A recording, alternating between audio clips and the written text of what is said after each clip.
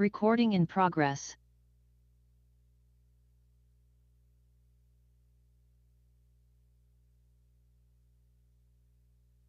Good morning, everyone, and welcome to our SWAC Football Head Coaches Media Session for Monday, September 30th. We'll begin approximately 10:05 a.m. with Coach Connell Maynor with Alabama A&M. At 10:15, we'll be joined by Coach Eddie Robinson with Alabama State. At 10:25 will be Coach Cedric Thomas with Alcorn State. At 10:35 will be Coach Raymond Woody with Bethune-Cookman. 10:45 will be Coach James Colzie with Florida A&M. At 10:55 will be Coach Mickey Joseph with Grambling State. 11:05 will be Coach Alonzo Hampton with Arkansas Pine Bluff. At 11:15, we'll be joined by Coach Kendrick Wade with Mississippi Valley State.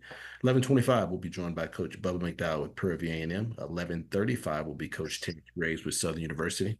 11:45 will be Coach Chris Dishman with Texas Southern. At 11:55, Yes, ma'am. T.C. Taylor with Jackson State. We'll pause momentarily. We appreciate your patience.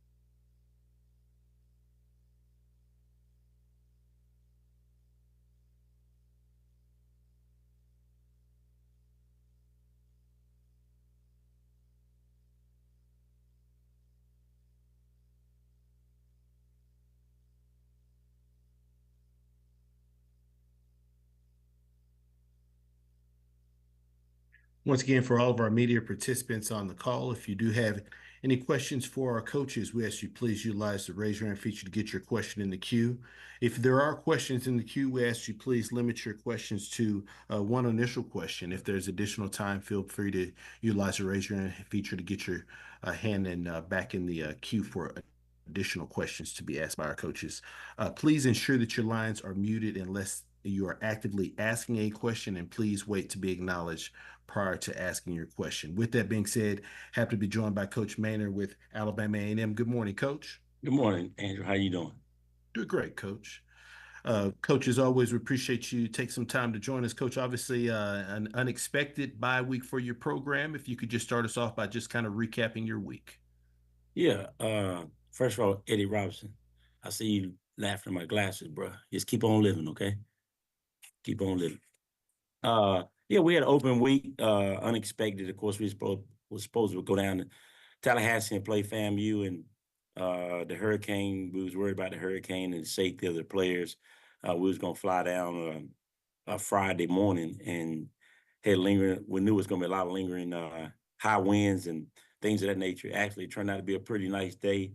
I think they're Friday and Saturday, but they still had high winds. And so at the beginning of the week, we didn't want to take that chance. And the powers that be got together and decided to move the game to Thanksgiving weekend that Friday after Thanksgiving. So we're going to still play the game. We just moved it back to a different date. And so we just treated it as an off week and took some days off, got some treatment, got some guys back healthy a little bit. Then classes, wanted to get caught up in the classes. The guys that was a little bit behind in the classes, a good time to get caught up, get in contact with those professors, some assignments that you have turned in, get those things turned in. And then at practice, we just worked on us, working on A&M, doing the little things, fundamentals, the basics, getting some young guys some reps, and trying to get better.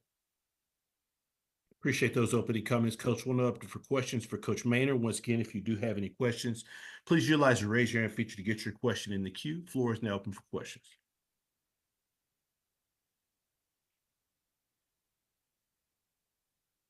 All right, first question goes to Perry Daniels. Good morning, Coach. Good morning, Perry. How you doing? I'm doing well, sir. How are you? Good. Coach, Jackson State, on film, can you tell us some of the things that you've seen about this football team? Oh, man. TC has done a super job, man. Number one, they big. They're huge, man. They got a big football team, and they're good. They can play, man. They're playing well. Offensively, they're explosive. They got those little backs. They like to spread you out and try to get those guys in space, and they run and hit those gaps, and next thing you know, they're down the sideline, and they throwing it to them out the backfield, and they got some big receivers all over 6'2", and they play two quarterbacks. I think, I'm not sure if he played them on purpose. I think he wanted to play one guy, and he haven't made it finish the games, and so he had to go back with 15, and he's playing well too. He had a long run last week, and he's throwing the ball well, and they're playing good, man. They're playing good on offense, defense. They're playing well. I think they lead the conference in yards and rush yards allowed. And then they stand you in the secondary too. So TC got a very good football team, man. He got a good football team, and he was unfortunate in a couple games and had some turnovers. One for that, he would have had a great chance to win those games. So he got a very good team. We got to play in the Gulf Coast Challenge down in Mobile Saturday at 4. And I think this is the 7th year of the Gulf Coast Challenge. I think we played in it every year. And so we look forward to it. It's going to be a great challenge. TC's got those guys up and playing well. So we got to be ready to play. We got to be ready to play. So, Coach, when you play in those type of challenges or classics, it's a long week of ceremonial things. Talk about the effect that may have on your program. Yeah, you got to try to stay focused, especially this day and age, these young kids, they got that phone up in their face all the time and social media and this and that. And so it's tough, but, both teams in the same situation. So I think we're going to go down Thursday because it's Mobile and we got a banquet Friday morning. So we can't get down there in time if we try to leave Friday morning. And so we got to go down Thursday. So that's an extra day in the hotel. And so we got to make sure we keep these guys focused, have something for them to do at all times because and they won't be focused on football and ready to play. So it's a tough job, but everybody has the same job. So we just got to get it done. Thank you, Coach. Currently taking questions for Coach Maynor with Alabama A&M. Any final questions for Coach?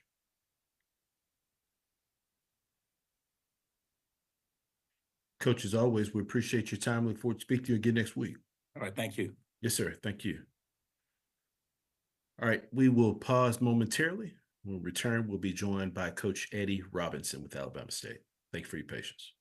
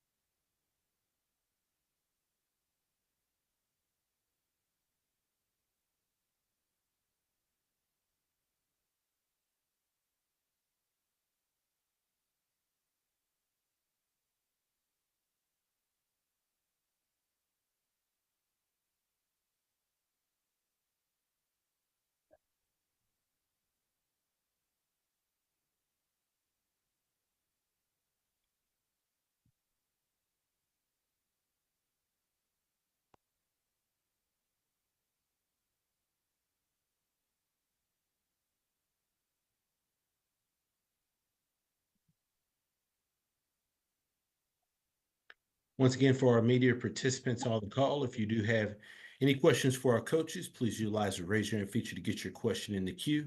With that being said, happy to be joined by Coach Robinson with Alabama State. Good morning, Coach. Good morning. How's it going? Doing great, Coach. Doing great. Appreciate you. Coach, if you could please start us out with an opening statement recapping your team's most recent outing at Bethune-Cookman.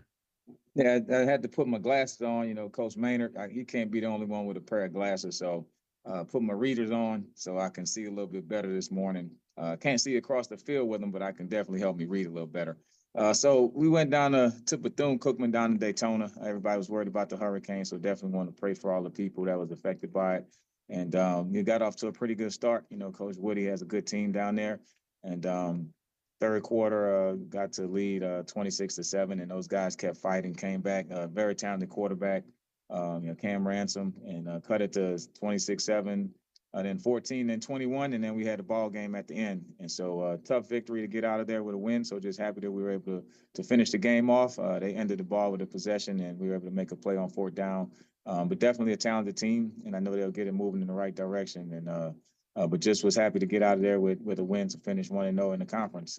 This week, we have homecoming on campus, so we know about all the distractions that can face for our kids. And so we're working on that, preaching that, to stay within the moment. We're part of the entertainment, but, Coach Colzie and fam, you have a talented team, defending SWAC champs, defending HBCU champs, talented quarterback, and Richardson, and then number 2, Gassett. Those two guys can put a lot of points on the board. So it's going to be a challenge for our defense.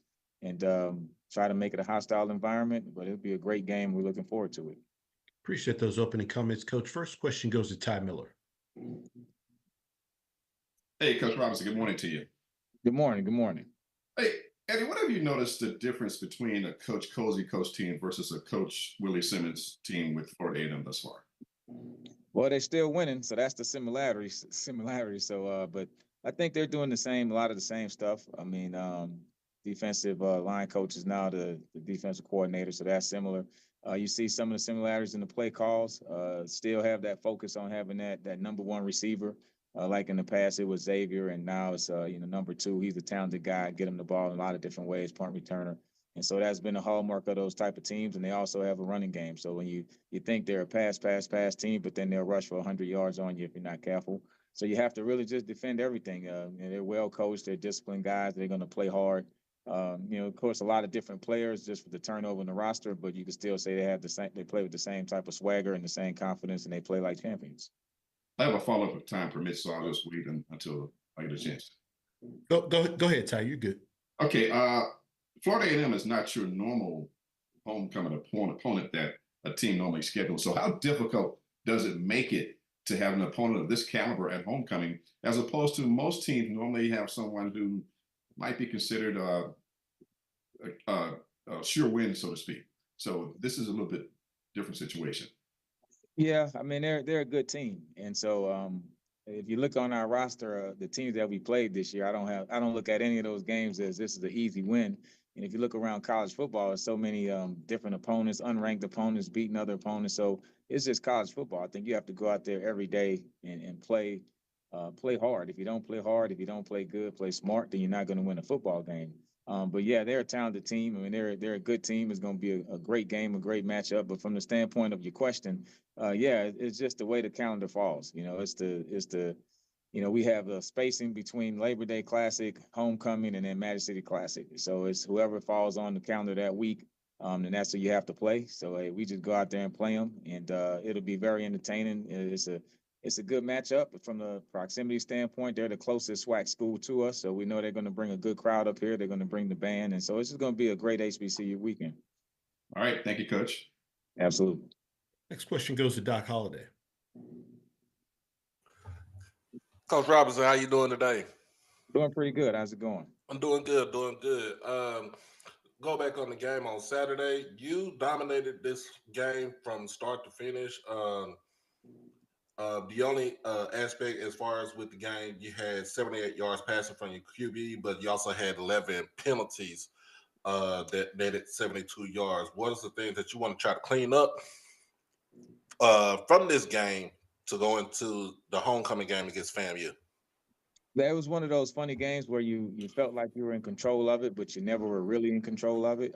Just because Bethune kept playing so hard, those kids never gave up, and then they fought back into it. Where it was a one possession game and they had the ball, so it never felt like we dominated the game. Felt like we had it under control, but it was still always, you had to play all 60 minutes.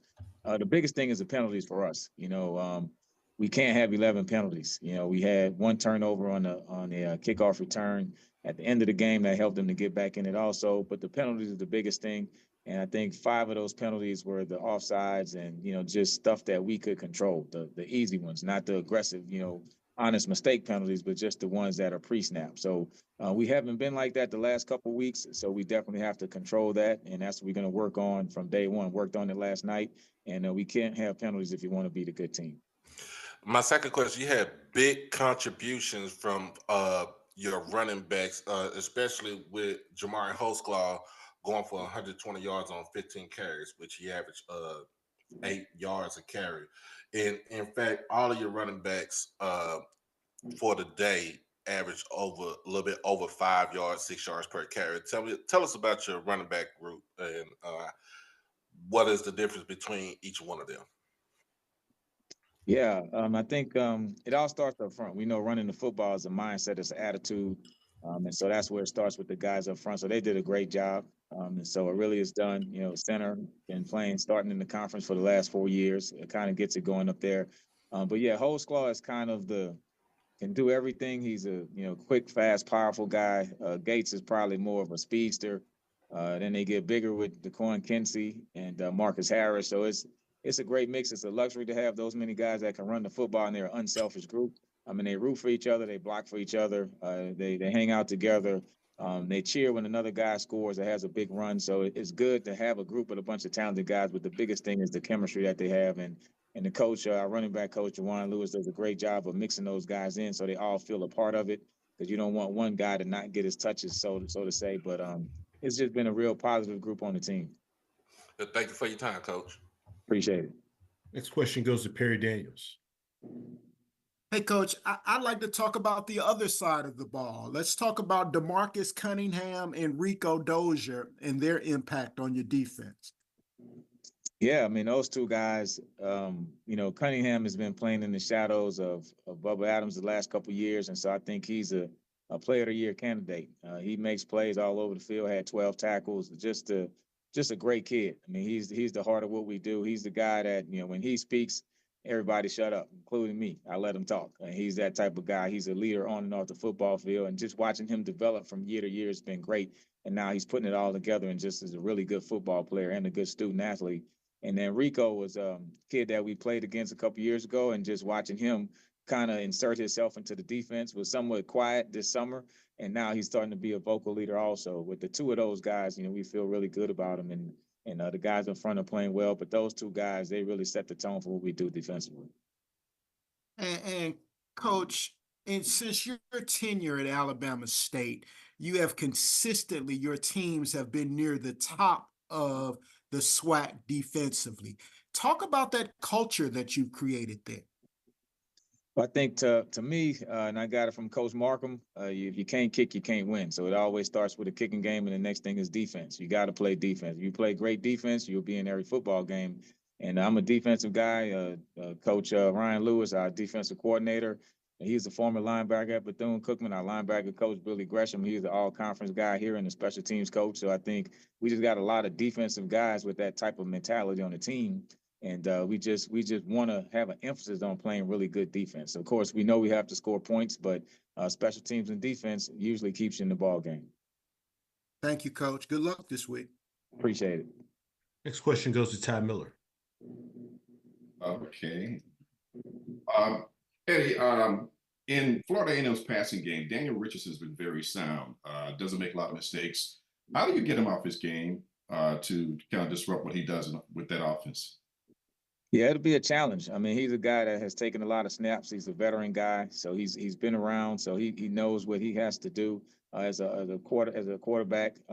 He's consistent, and that's the thing. As a defense, you're trying to get a quarterback, trying to move him around, make him erratic, but the guy's is cool and under control, and he makes the throws. He knows when to throw it away. He makes the right decision. So that's going to be the challenge for us defensively. So we have to play really sound defense. If we make a mistake, we don't cover a guy, he's going to find that guy. He's going to exploit our mistakes. So we have to play, perfect game on the back end and try to get pressure up front. Thank you. Yep, appreciate it. Any final questions for Coach? Coach, as always, we appreciate your time. Look forward to speaking to you again next week. All right, thank you. Yes, sir. Thank you. All right, next we go over to Alcorn State. Once again, if you do have a question, please utilize the raise your hand feature to get your question in the queue. Please ensure that your lines are muted unless you're actively asking a question.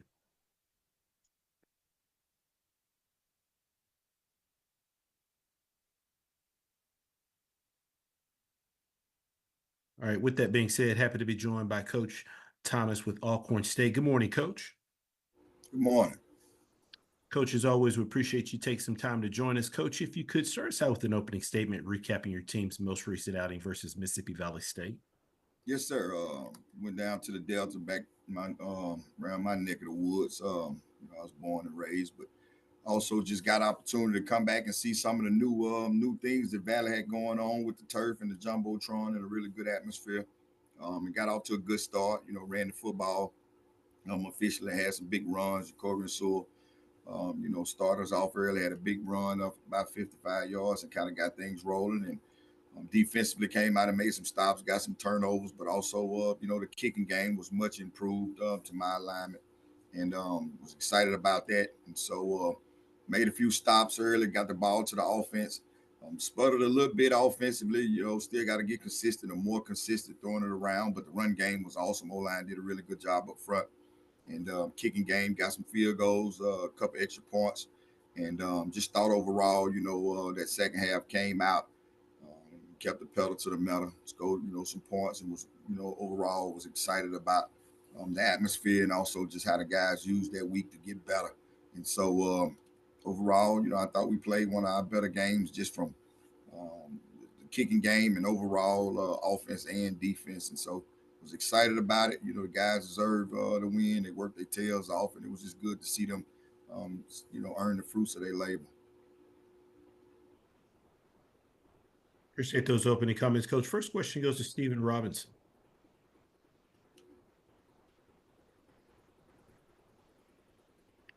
First question goes. Good morning, Coach. Morning. All right. You had touched on this during your opening statement about coming back home. Could you just elaborate on what's that like to have so many of your family and friends at the game? And then not only do you win the game, but you also win your first SWAC game as a head coach at Alcorn State. Just talk a little about maybe just the emotional level that you had maybe before and after the game, knowing that you had so many family and friends at the game. If you don't mind, about how many do you think you had at the game from maybe your neighborhood and out of your tribe?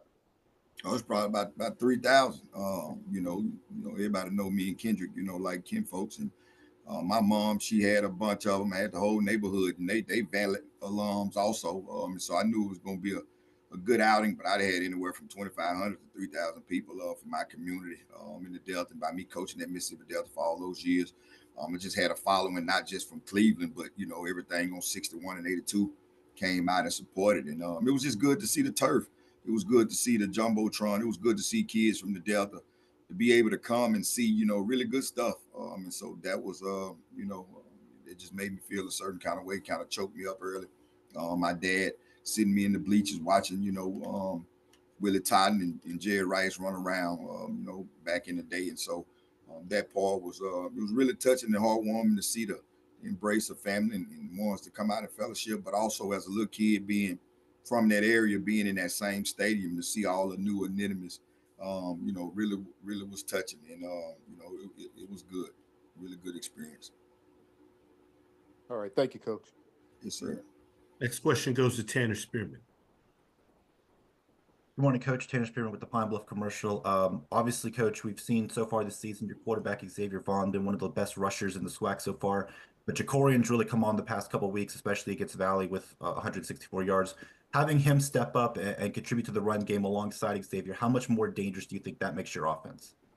Yeah, I think it takes it to a different level. And he had some runs earlier this year, but we just wasn't able to run it consistently just because of the score. When you get down 21 against McNeese, it's just hard to continue to run the football. And so the things was kind of in reach, the whole time. And so we know Sewell is a dynamic running back. He can take it the distance, and we just got a chance to see it in totality. So it makes this offense that much explosive to take the pressure off Vaughn.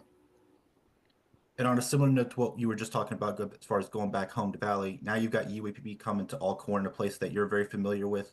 What will it mean to you to have this game against the Golden Lions? It'll mean, it'll mean everything because it's the next conference game. So that's everything to us right now. Only because we got opportunity to be 1-0, after Saturday. And so, it means everything, not just, who the school is or the institution for that matter. It's just, it's the next one, and it's the most important one. All right, thank you, Coach. Next question goes to Doc Holliday. Good morning, Coach. How you doing today? Oh, I'm blessed. How about yourself, Doc? I'm doing good, Go back to your team stats. You rushed for a team total of 294 yards, averaging 7.4 yards a carry. You give thanks to the running backs, but what about your offensive line for this game right here? And how do you feel about them? They're big time. They've been the most consistent group. When you look at our numbers over the year, they've been the most consistent group all year. And so, I think, our ace in the hole is old Coach Watson, man. He's a MEAC guy, and I think he's bringing that MEAC mentality inside this league. You look at our guys up front, they're doing a really good job. We've been able to run the ball against some of the best of them. We just got to be able to keep the game in reach so where we can continue to do that. And so the O-line, man, they know they dear to my heart, just because of what they go to and not getting a whole lot of credit. And so we do a lot of things behind the scenes to show them guys how appreciative we are of them.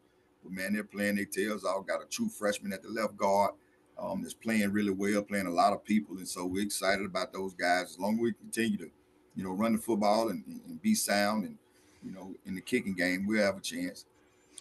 And to touch back on your homecoming back to the Delta, like just give me your rated from 1 to 10 what your experience was as being a head coach going back home and facing Valley. And it was a 10, Doc. It was a 10, man. My mom, got a chance to come to the game. Don't get a chance to see her much. All the family and friends for both sides, man. Alcorn, the nation came out. First game that we really had on the road with the band, and so it was really festive, man. It was a 10 plus. I got some SWAC guys on the staff, and they was just on the headset like, man, look at the pageantry, just look at the atmosphere. This is unbelievable. And so it was a 10 out of 10 for me, Doc. I appreciate you, Coach. Good luck on your win this weekend. Appreciate it. This question goes to Perry Daniels. Coach, first I want to thank you for a lot of folks don't comment on the pageantry in Itta Bena, Mississippi. So that was awesome. But let's talk about Arkansas Pine Bluff and what you've seen on film with these folks. Dangerous, quarterback. He's puts in the mind of Kincaid-ish, can't get him to the turf. Does a really good job of keeping plays alive with his legs. Got a rocket forearm, can throw the football, can make all throws on the board, got different arm angles, really, really dangerous. And we got to keep him intact. Offensive line is much improved. Defensively, they run around doing some odd things, from a blitzing standpoint, and also some over and under, and then kicking game, is sound. Really good football team. Coach second year is doing a really good job, and you can tell it. You can tell it, scoring a lot of points. And so, we got to be on our A game. We can't get caught up in the festivity that's going around here. We got a really good ball club that's coming in here that's going to be chomping at the bits, and you can see it on tape. Thank you, Coach. Good luck. Appreciate it. Next question goes to Kendrick Marshall. Yeah, Coach. Last week you mentioned how you wanted some of the young guys to kind of step up and be a little bit more accountable, and you wanted some of your veteran players to play like the veteran players that they are. How was preparation going into this game this week related to that, and how did it play out in the game on Saturday? Yeah, it did. You watch Malachi Bailey dominate. He got a script sack, safety, I think he had maybe 2 sacks on the game. That's our leader. That's who makes us go. Ed Summerall, a preseason all-conference kid, get 3 interceptions. He's one of the guys on the back end that's played a lot of football for us, 3-year starter. Truck Griffin, you see him run the football. You see him catch the football on the perimeter and block. He's our leader on offense. And so those 2 guys kind of laid the foundation early, and Coach Gales and even the defensive coordinator, Coach Roberson, did some really good things to get them guys ignited. But also internally, them guys just kind of went back to just having fun. Them guys been kind of pressured, self-pressuring themselves on trying to make, the Legacy Bowl in one game or one snap, instead of just letting things come to them and going back to them Pop Warner days of just having fun. And so I thought they did that. But when they go, we go. We're a really good football team when those guys are playing really well. And from, some of the younger guys, Gideon Spotsville, sophomore, he had a really good game for us up front. And Damian, he had some plays for us. So we continue to grow some of these younger guys up, but it starts with the old heads in the room. It's just got to be consistent and put us on their back.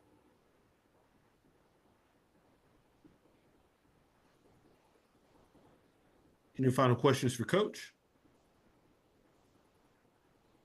Coach, as always, we appreciate your time. Look forward to speaking to you again next week. Yes, sir. Thank you.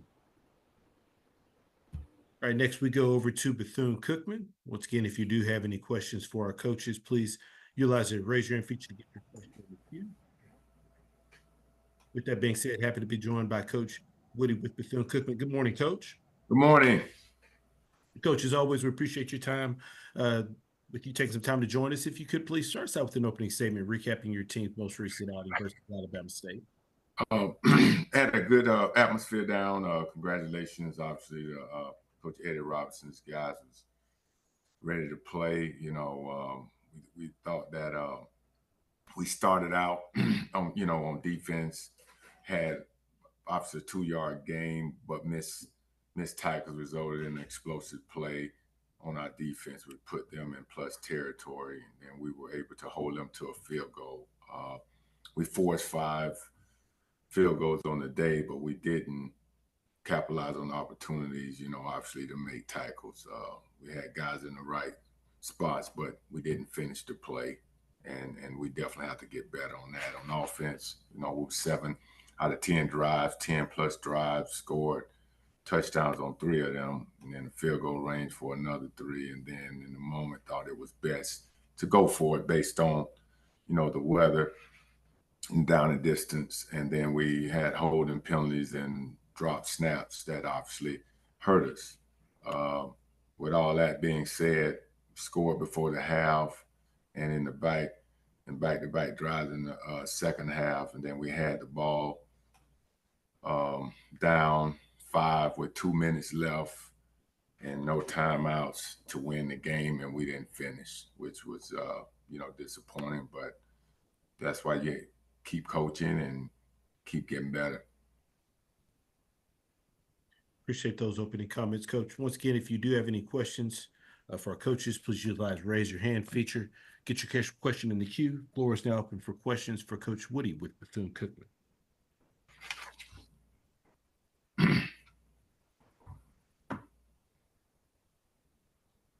So, Coach, we do have a question. First question goes to Doc Holliday. Coach Woody, how you doing today? Good. How you doing, Doc? I'm doing good. Tell me about the game as far as rushing the ball, where you only got 3.1 yards per carry, and your time of possession, where you only had like 25 minutes of time for the game. And the defense, like I said, Coach Robinson had those guys ready to play. I mean, it was unfortunate that we couldn't get that part, going. We had some miscues, as far as hold. We can't play behind the sticks, because those guys, their defense is really solid and fly around the ball, and we just have to make sure we make our opportunities. When we get in those moments, we have to seize it, and we got to stay on blocks. It all comes back to technique and fundamentals. But like I said, those guys did a good job, with what they put out as far as the game plan, and we just have to execute better.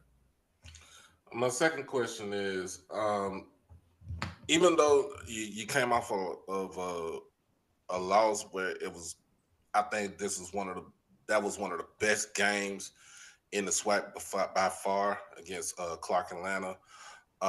Do you think it was somewhat of a letdown as far as going into this game with your guys?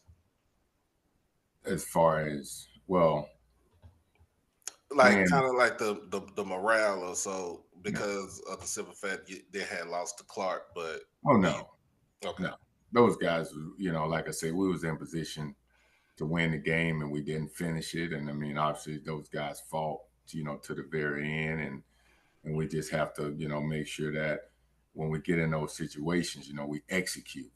We have to execute. Playing against a team like Alabama State, you have to be able to minimize and maximize your time wisely. We have to get better at that. And we put guys in positions during practice in those similar situations, but we just, we have to do it more, and we got to find a way to finish. It's all about finishing. All right. Thank you for your time, Coach. Thank you. Question goes to Perry Daniels. Yeah, Coach, I was curious about that as well, the morale of your team after the Clark Atlanta game. But now that you've answered that, let's talk about you were able to limit your penalties to only 6 this game. Talk about how you emphasize that throughout the week. Well, like I said, we handle that as far as, the guys, who committed the penalties. I mean, obviously it's consequences to that. And we realize that technique fundamentals, we have to keep working it. And some of those penalties that, you just can't have unsportsmanlike. So those guys, they had consequences throughout the week, and we just kept pondering, kept putting those guys in positions to say, hey, you can't let your teammate down. You have to do your job. And with that being said, your technique fundamentals have to be, at the highest, and we can't make foolish penalties. So, we emphasize that, ever since it happened, and that's why it de-escalated. And earlier in the season, I believe it was after the South Florida game, I asked you the question about how you felt about your team going into SWAC play. So I'm going to ask that question again now that you've had a SWAC game. How do you feel about your team and where they can end up in SWAC play? We feel good about where we're at. I mean, obviously we gonna have a couple guys that's gonna get back healthy and be with us going into, Alabama A&M game. So it's our off week, and we see what we need to work on, and obviously we wanted to go in 1-0, but it didn't fall the way we wanted it to fall. But we saw some promise. We saw guys, fighting. And like I said, at the end of the day, with the, evaluation that I gave earlier, we still was in position to win that ball game. Thank you, Coach. Thank you. Currently taking questions for Coach Woody with Bethune-Cookman. Final questions for Coach. Coach, as always, we appreciate your time. Look forward to speaking to you again next week. Yes, sir. Thank you. Thank you. All right, we will pause momentarily. In return, we'll be joined by Coach James Colzie with Florida A&M. Thanks for your patience.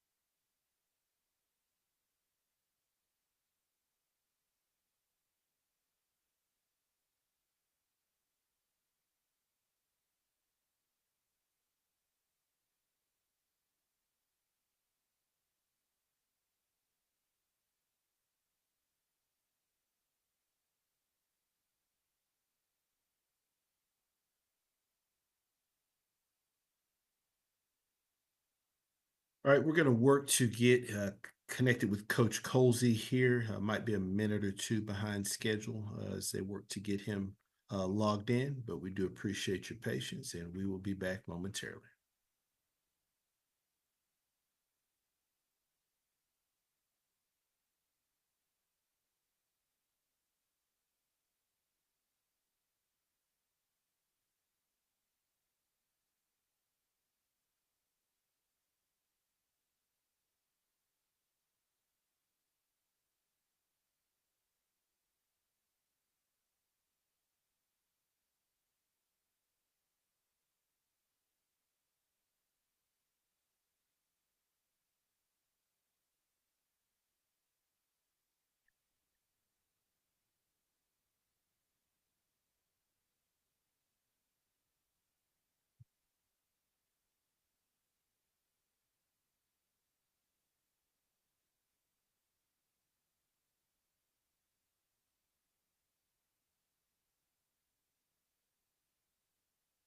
All right, once again, for our media participants, if you do have any questions, please utilize the raise your hand feature to get your question in the queue. And please ensure that your lines are muted unless you are actively asking a question. With that being said, happy to be joined by Coach Colzie with Florida A&M. Good morning, Coach. Hey, good morning. How you doing? Doing great, Coach. Coach, obviously unexpected bye week for your program with the storm out there in the area. If you could just start us out just kind of recapping this past week for your program. Well, first and foremost, just like to thank everyone for the thoughts and their prayers, and just for having to go through, Hurricane Helen. I think for us, we're practicing, Sunday and Tuesday, and obviously everything, leaning towards us playing, opening up, having our SWAC opener at home at Brack Stadium, but ultimately just for safety reasons of not just our players, but for the university, everybody affiliated with the university, the city of Tallahassee. We just thought it was going to be a great idea to not play and get people to safety. So ultimately, we're gonna err on that first, and now obviously getting a chance to watch people play, and then getting us a chance to get ready for Alabama State, a really, really good football team. Hopefully we get a chance to get to Montgomery and have our first SWAC football game. Appreciate those opening comments, Coach. First question goes to Terry Daniels. Morning, Coach. Good morning. How you doing, boss? I'm doing well, sir. Hey, has the assessment of the facilities been completed? Was there any damage? And where is the health mentally for your players? Were any of them affected by the storm? Well, great questions. Minus the damage that we had before the storm, everything else is just fine. I think for our guys, getting a chance to, obviously not playing, you lost that a little bit, but we had a 7:30 meeting yesterday, 100% attendance, and then we had our practice this morning. So our just trying to get our guys right back into their routine. Normally we practice on Sunday nights, and then we give them Monday off. But had our meeting last night, had a really, really good practice this morning. Obviously getting that extra week, we got a chance to get some of our guys even more healthy. So, they're geared up, ready to go.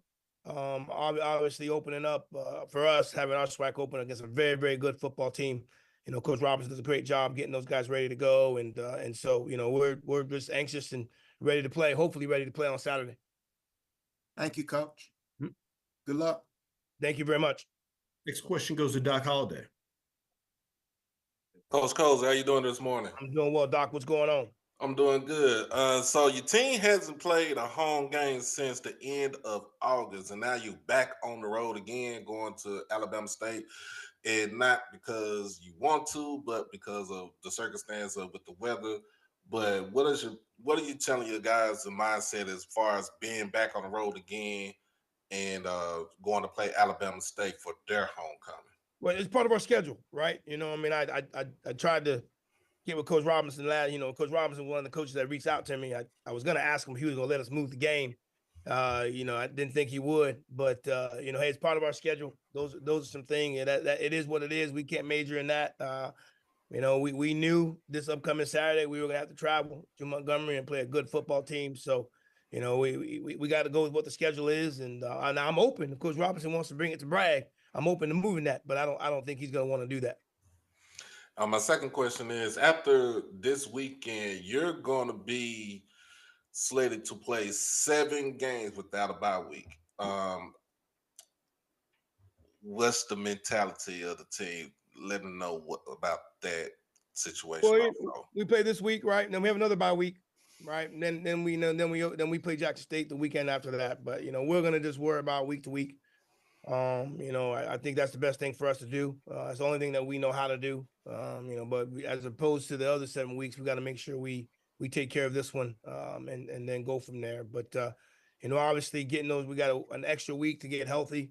That's important for us this week. But we can only go with what the schedule goes, and obviously, you're not upset. You're just disappointed that you didn't get a chance to play, but wherever the schedule tells us we got to be, we'll be ready to go. Thank you, Coach. No problem. Great questions. Next question goes to Kendrick Marshall. Yeah, Coach. Your team hasn't played a game since September 21st, and I'm curious to know from your perspective, how concerned are you, if at all, about your guys' sharpness coming out to play a football game after such a long layoff? A little bit, right? That's a great question as well. I mean, we tried to hone on those details after we played Troy.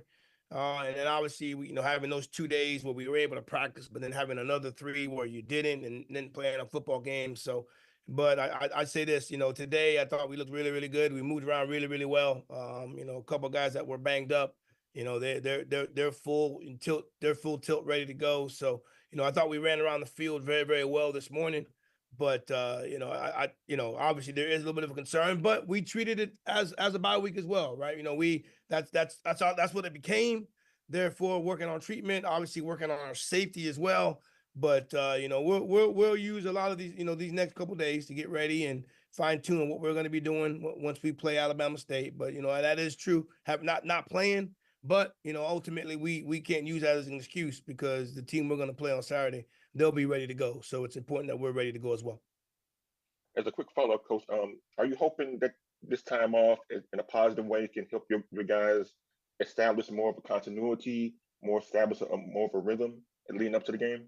Well, it has. I will say this. The first 2 days that we did have, and obviously yesterday. I mean, obviously today. That's been our main point, right? Making sure we have our best 11 on the field, regardless of the situation, right? And again, we've been minus a few guys, and now having those guys in like we did, we had them in last week, hoping to use them last weekend, but with the extra couple days, and now obviously these few days that we have. We're able to use those guys. We're able to put them in a situation where we can develop that rhythm. It's important for our quarterbacks. It's important for our linebackers, with some of the D linemen that'll get a chance to play a heck of a lot more. So, you're correct in regards to the rhythm, but they got to get some game reps as well. And once we get those game reps, what's ultimately will happen Saturday, it'll continue to help us. But getting those game reps will be important for us as well. I appreciate it, Coach. No problem. This question goes to Ty Miller. Hey, Coach. Good morning to you. How you doing? Hey, Ty. How you doing, boss? I'm good, Coach. Besides being fundamentally sound, who are some of the skill set players on offense that concern you when it comes to Alabama State?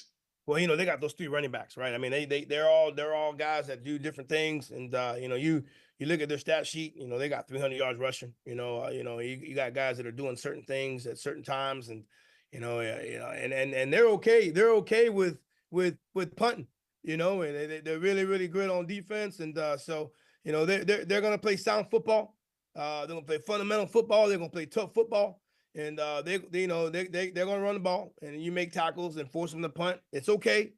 They know they got a great defense, and they're gonna get the ball right back and run the ball again, right? So you see them doing a lot of this is a different team, I would say, than what they had last year.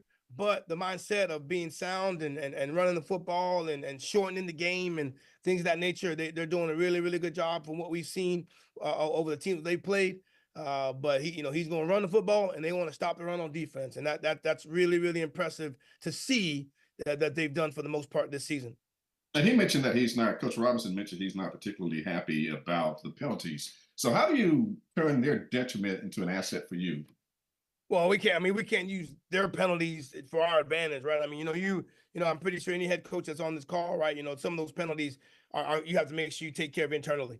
I think those, at times some of those penalties can hurt drives or hamper drives, but you're going to continue to strive on the discipline. There's nothing that we're going to do to help them with penalties. It's just, hey, I know I would, if I don't want to speak for Coach Robinson, for myself, our penalties, right, are things that we must take care of internally, right? It's not something we're going to try to draw, unsportsmanlike or things of that nature, right? So, I think that if I'm him and speaking for myself, right, I think that we want to make sure we take care of that internally for ourselves, because we've had a couple of times where we've had some undisciplined penalties, right? So, hey, if it's the blocking the backs or the holding calls, things of that nature, the only thing we can help with that is by playing faster and playing harder. But anything for penalties, especially for us, it's just something internally that I think we need to be better with.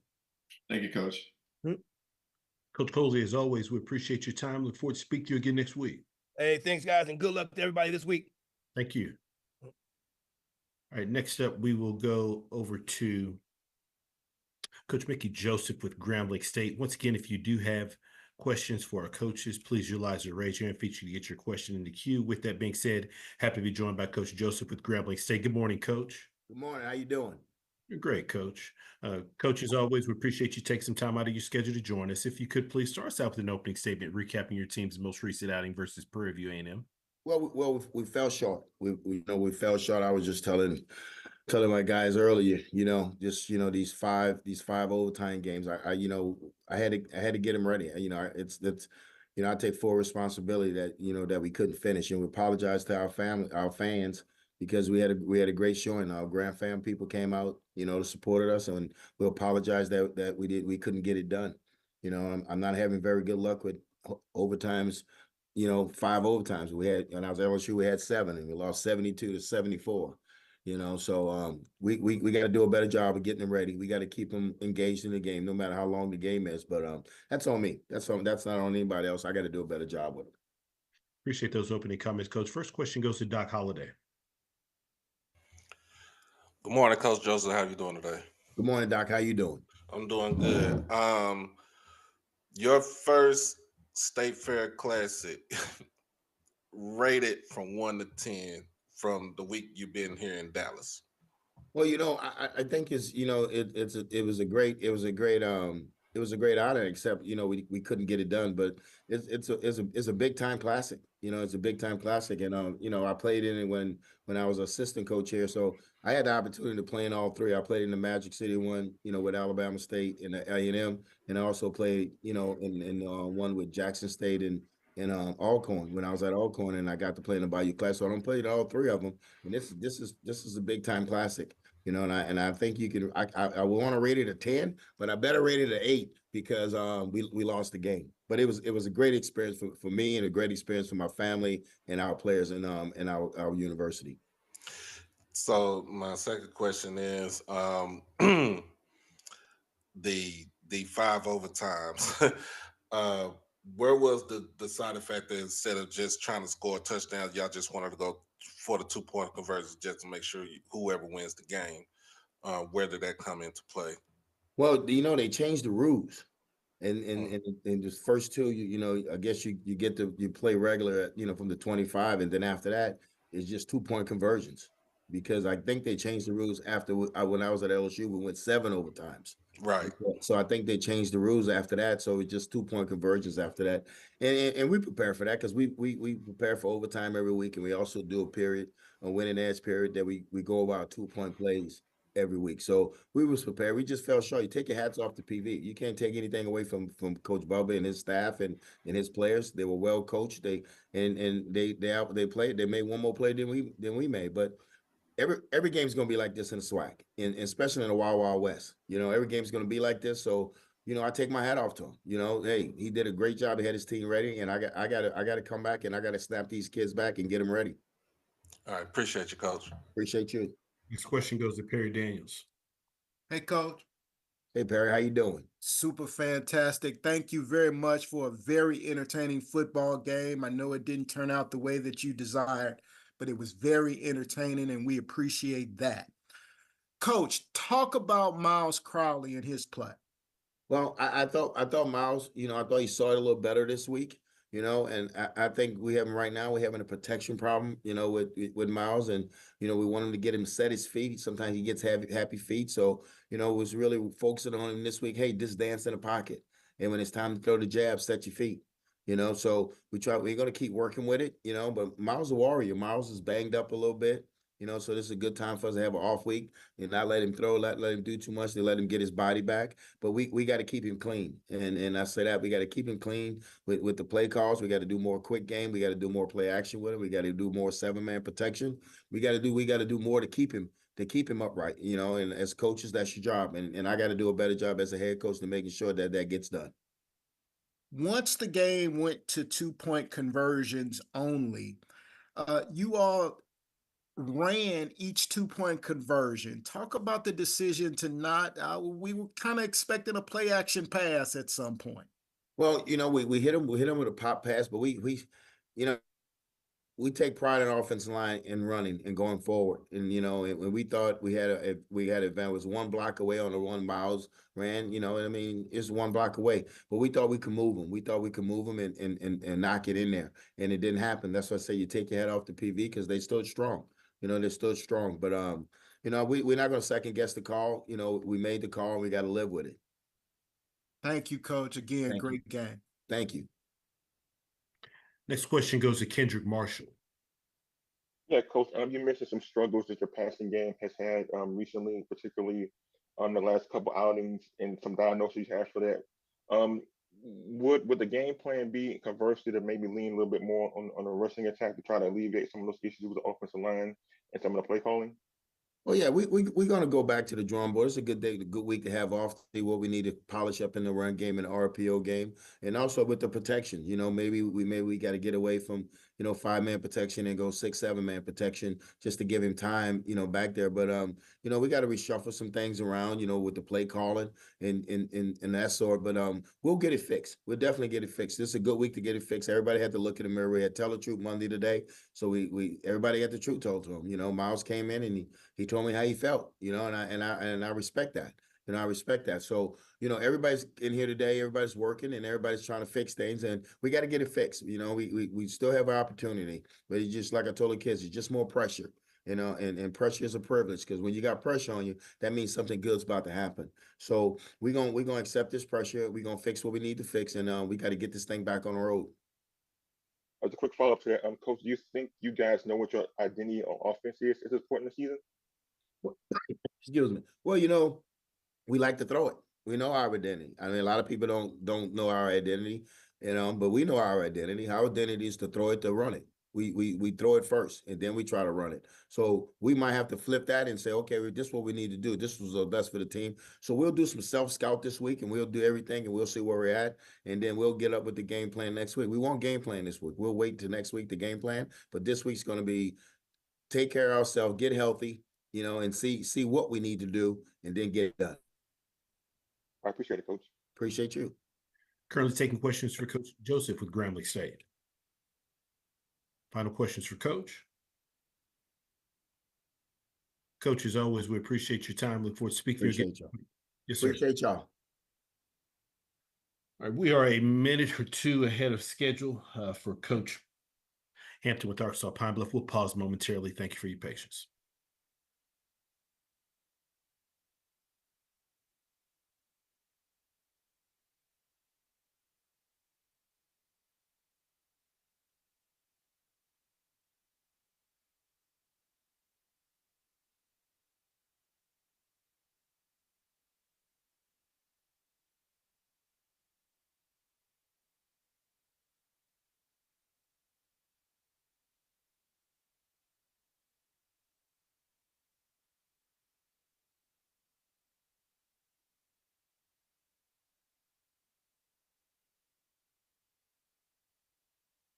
Once again, for our media participants on the call, if you do have any questions, please utilize the raise your hand feature to get your question in the queue, and please ensure that your line is muted unless you are actively asking a question. And also, please, if there are questions that are in the queue, if you could please limit your first question, just one question. If we got time, feel free to re-raise your hand. We'll try to get additional questions answered. With that being said, happy to be joined by Coach Hampton with Arkansas Pine Bluff. Good morning, Coach. Morning. Coach, thank you so much for taking some time to join us. Obviously, bye week for your program this past week. So if you could just start us out with an opening statement, just kind of assessing this past week for your program. Obviously for us, weekend to kind of get some players kind of heal back up and go out there and continue to work on the things that we need to work on.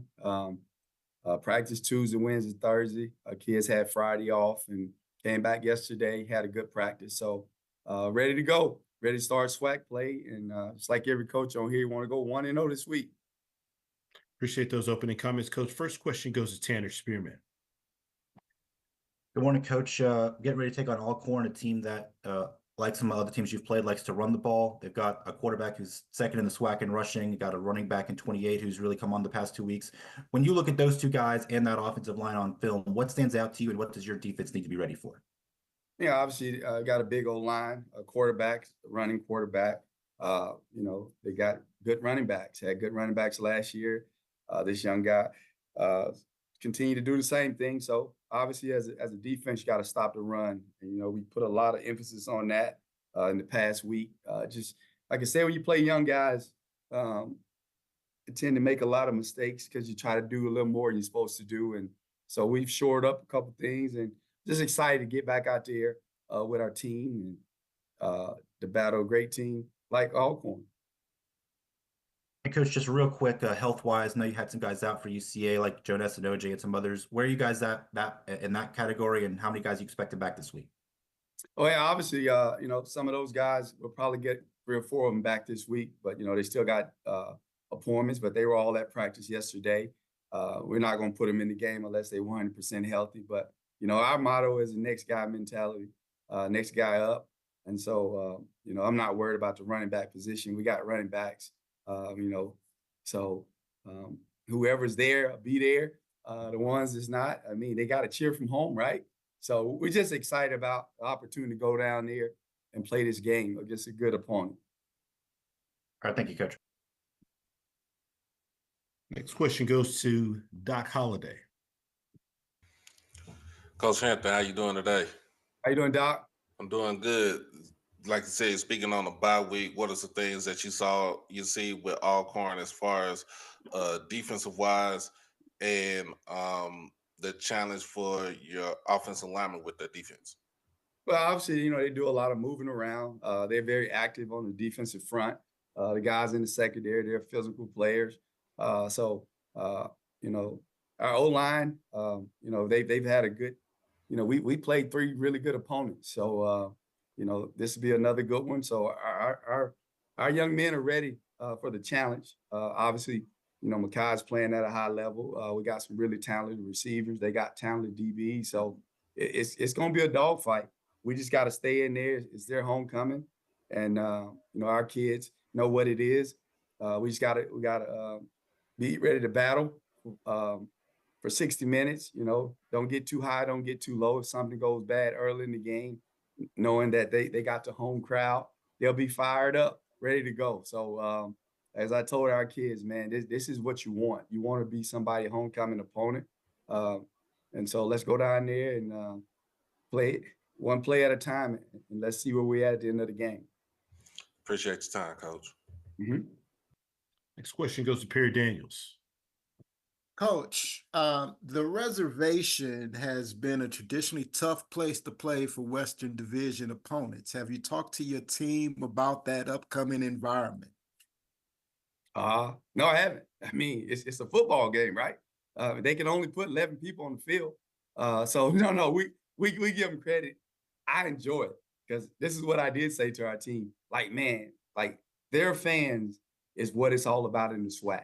They're going to be loud. They're going to be rowdy. But that's what you want, right? You don't want to go into a stadium, you're only playing in front of 3,000 people. It's going to be pretty much sold out. And so I'm excited about it. Our players are excited about it. When I coached here before, we played down there. It was fun then. So I'm looking forward to going back to play with them, and our players are as well. Obviously, I think Coach said probably recruit a couple of these guys here on the team. So it'll be good for them to go and show, hey, Coach believed in me. So go show Coach what you can do. Thank you, Coach. Good luck. Appreciate it. All right. Currently taking questions for Coach Hampton with Arkansas Pine Bluff. Final questions for Coach. All right, we got a question from Tanner Spearman. Here, I'll chime in with another one, Coach. You obviously got Alcorn this week, and then you've got Prairie View and Grambling coming up to start your conference slate. 3 of the teams that are projected to be among the best in the division. So a tough way to start the SWAC play for you guys. How are you preparing your team for this tough schedule you got upcoming? Well, Coach, you missed Mississippi Valley. I mean, they pretty doggone good too. But anyway, they're on the other side, but they're a pretty good football team. Coach, at the end of the day, it's just one game at a time. We're not worried about the next opponent. We just worry about going 1-0, winning the day. And as long as we continue to have that mindset, especially when you got a young football team. And when I say a young football team, we're just now getting our offense, starting to put it together. Our defense, we got a lot of young guys that's played 4 games. Now we got to be able to put it together because now every play matters. And so that's what we're excited about for our football team, just continue to go out there and grow. And that's the most important part as we just sit back and watch last week, as it was a bye week, but it was still a work week for us. We made a lot of mistakes, but we still left a lot of meat on the bone on the offensive side, defensive side, special teams. So we're looking forward to be able to put this thing together this week and try to get to 1-0 in the SWAC. All right, thank you, Coach. Any final questions for Coach? All right, as always, Coach Hampton, we appreciate your time. Look forward to speaking to you again next week. I appreciate it. Thank you. All right, I do see we have Coach Wade. Coach Wade, we're a couple minutes ahead of schedule. Just want to make sure if there's anybody logging on to speak with you, we give them an opportunity. So we'll pause momentarily. When we come back, we'll be joined by Coach Wade with Mississippi Valley State. Thanks for your patience.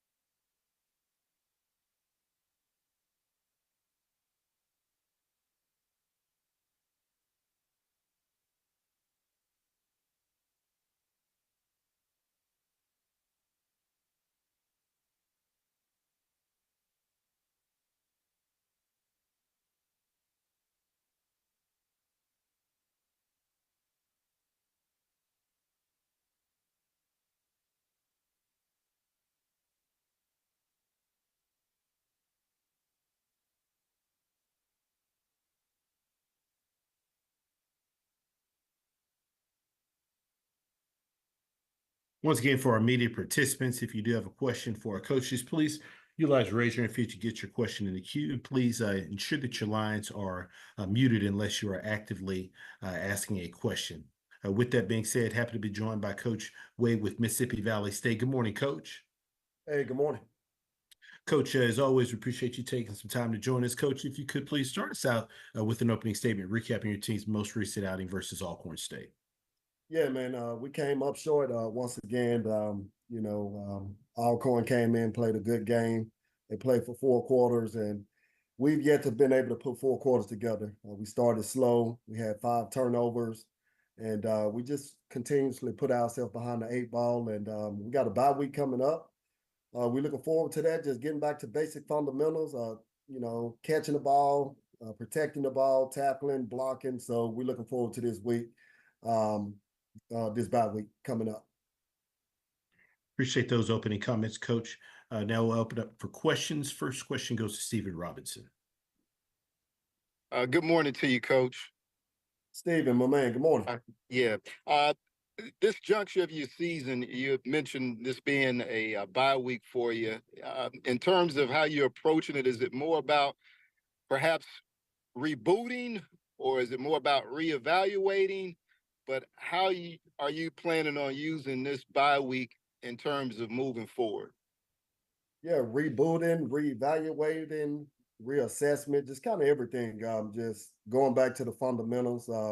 It's very similar to what Coach Mickey said. So we're not focusing, we're not game planning this week. It's all about getting back to who we are and just self-scouting. That's the biggest thing. Self-scouting is something big that we have going this week. So this week is all about Mississippi Valley. It's not about an opponent. It's all about us. And we're looking forward to this. We was on the road those first 4 weeks.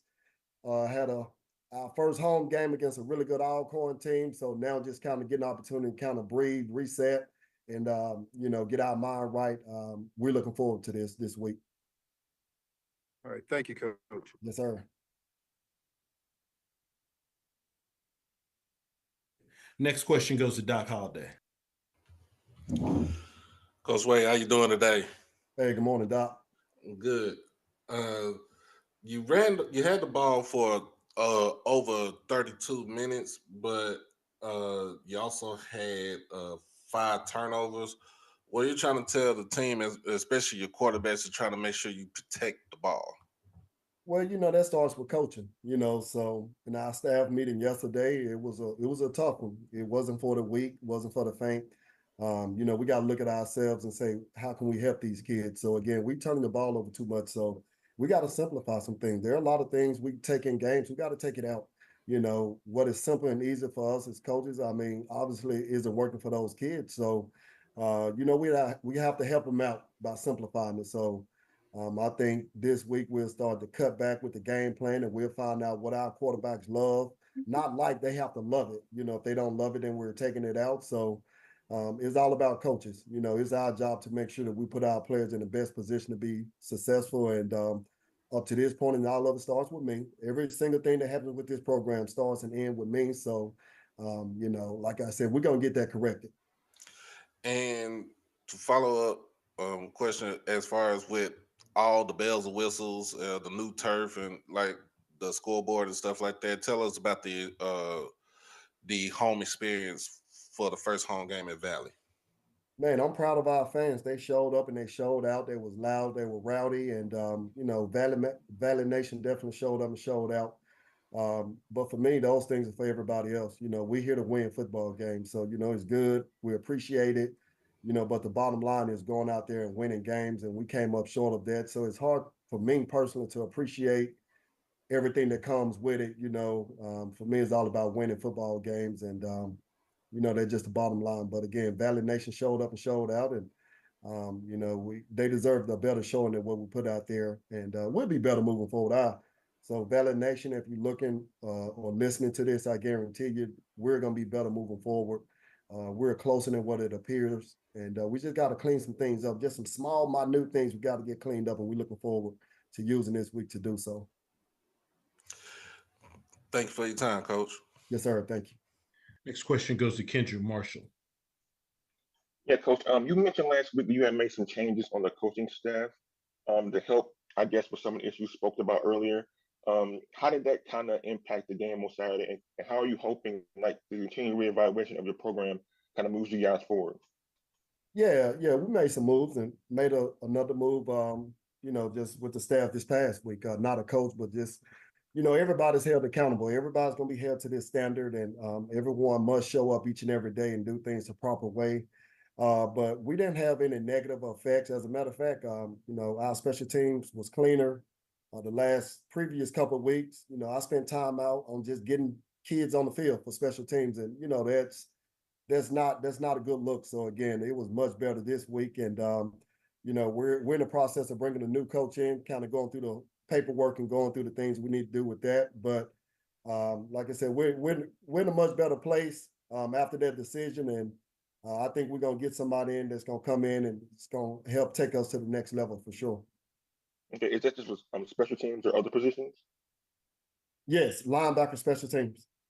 All right. And as a quick follow-up to that, Coach, this is year 2 for you. How kind of more hands-on are you being in making decisions like the ones you made with like reevaluating the program and kind of like making changes on the coaching staff? Like how more involved are you going to be with that? Well, as you can see, I mean, I didn't make these moves last year, so very hands-on. Just going through this thing for a year, sitting in this seat for a year. You'd rather be a little bit too early than a little bit too late. Last year I was a little bit too late with some of these decisions. So this year it's definitely been something where my antennas are always perked up and I'm looking for anything that's non-conducive to winning is my job as the head coach to make sure that I kind of get that rectified. And I'm very, very hands-on, as you can see. The last couple of weeks, I've let people go. I let somebody go last week, and yesterday it was the same deal, as far as a staff member. Had to let people go. So it's all about leading this program the proper way and holding everybody accountable, players, coaches, trainers, student assistants, everybody in this program, everybody that walk through this building on a daily basis is held to these standards. And if you're not meeting those standards, then, you won't be with us. I didn't sleep well. I didn't sleep Saturday. I was up all night watching everything. I looked at the game. I looked at all 5 games, as a matter of fact, on Saturday night, early Sunday morning. So I'm very hands-on because we got 7 SWAC games left. And if we can get out of our own way, we're going to be okay. And anybody who watched the film know that it's not teams that are beating us, it's us beating ourselves. So we got to get out of our own way and make other teams beat us. I appreciate the transparency, Coach. Yes, sir. Next question goes to Stephen Robinson. Coach, I was curious to know in terms of points of emphasis this week and on the defensive side of the ball. I know Saturday you gave up nearly almost 300 yards in rushing to Alcorn. Is that something that you're going to be perhaps harping on as well, rush defense this week? Absolutely. Rush defense, pass defense, eye discipline, bending your gaps, blocking, catching the ball, protecting the ball. So it's just a fundamental week for us. So we're going Tuesday, Wednesday, going to be big fundamental day. We'll still one day on Thursday, just kind of get prepared for our next opponent. But it's going to be fundamentals. We got the word throughout the building. This week, everybody understand we're getting back to the basic of just fundamental football. And a follow-up question, Coach, if we have time. I know you touched on the evaluation of the program. In terms of self-evaluating, how important is that in terms of being a leader as well? And is that something that you encourage your players to do as well? Absolutely. Everything starts with me. And before I, ask anybody to do anything, like I said, I'm looking in the mirror first. I was telling my players my pregame song is Michael Jackson, Man in the Mirror. So, everything starts with looking at yourself. So as a head coach, I have to look at me. There's some decisions I made on Saturday that I'm not happy about. Of course, hindsight is 20/20. But there were times I should have went for a field goal when I went for it on 4th and 1. But everything starts with looking at yourself. Before you start looking out at others, you have to look at yourself. And particularly with me, being the leader of this program, everything starts with me looking at myself. Am I doing everything to put my assistant coaches in the best position? Are we doing everything to put these players in the best position to be successful? So, and then we go to our players and say, as coaches, we got to get better. We got to do better. But you also have to do your part too. So everybody have to look in the mirror, and we all have to get better. Great. Thank you, Coach. Wish you well next week. Thank you. Last question goes to Perry Daniels. Hey, Coach, no, you didn't have the results that you were looking for, but Coach Thomas talked about the atmosphere there this past Saturday. Can you talk about going up against your childhood friend, as you described him last week, like a big brother to you? Can you talk about going up against him in that packed stadium there in Itabeta? Man, I can give you coach speak and just say, something that's good for TV, but I don't think about that. When we out there between those white lines, it's not about that. That never crossed my mind. It's just another opponent, another game. So, I never think like that. My mind doesn't work like that. Obviously, before the game, we had a moment. After the game, I had a moment with him, had a moment with his mom and hugged her and kissed her and took pictures with her. But at that moment, it's all about my team going against the opposing team. And that's 100% of my thought process. Nothing else. Never ever pop in my mind that I'm going against my childhood friend, a big brother like that. Never, ever crosses my mind in between those white lines. Oh, I appreciate the authenticity, Coach. Thank Yes, you. sir. Coach, as always, we appreciate your time. Look forward to speaking to you again next week. Yes, sir. Thank you. Sure. Thank you.